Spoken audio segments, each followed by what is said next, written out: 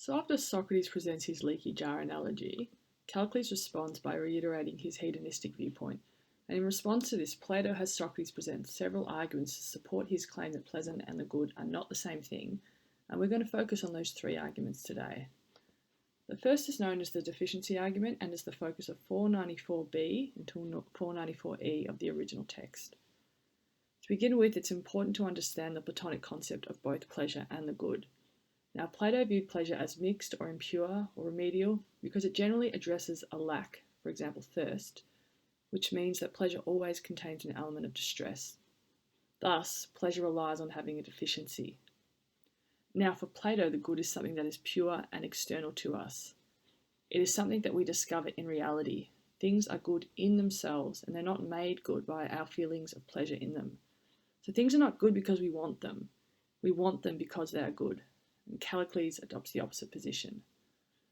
And to make this point, Socrates uses the example of a gully bird, which is constantly eating and excreting, in addition to the example of itching and scratching, and also a male prostitute to challenge Callicles' view.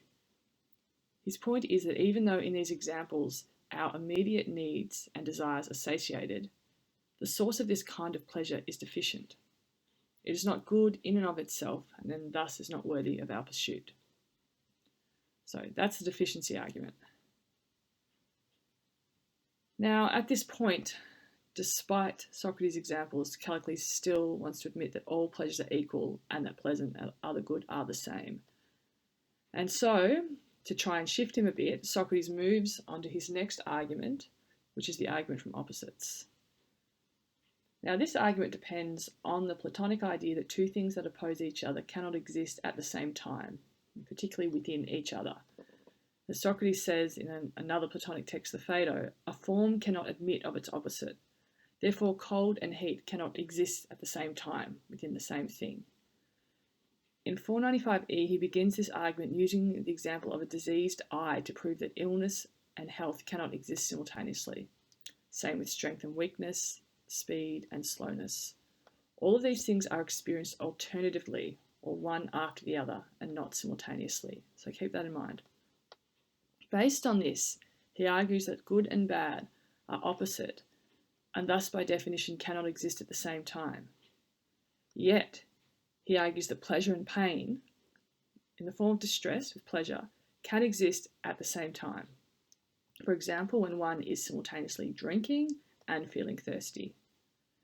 Thus, from this, he argues that the pleasure and pain are not opposites, and drawing again on the deficiency argument, posits that pleasure by definition contains an element of distress.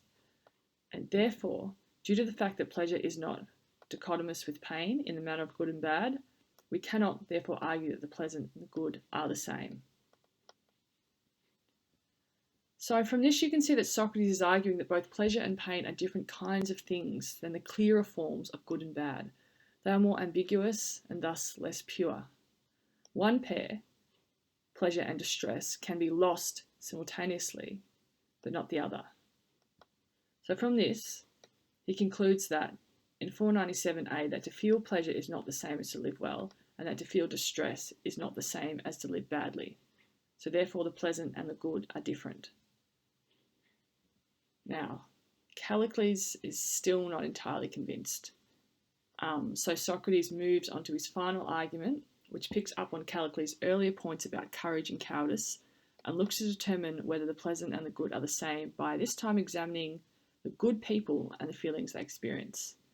Now, what Socrates aims to do here is to highlight the difference between good as a moral characteristic and pleasure as a mere feeling, and dismissing any claim Callicles can make to their sameness. Now, Socrates begins in 497e by clarifying Callicles' earlier point that it was brave people who he considered the good. He then posits that the possession of good qualities is what makes a person good.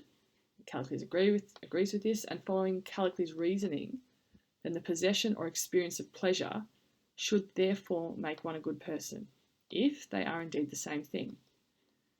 Now, using the example of war over the next 2 pages, he draws Callicles into admitting that both heroes and cowards experience pleasure on the battlefield when an enemy withdraws. However, cowards possibly feel more than heroes.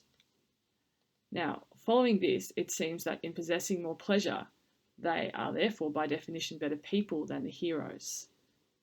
And in 499a he draws this implication, and of course Callicles cannot accept that a coward is in fact a better person than a hero.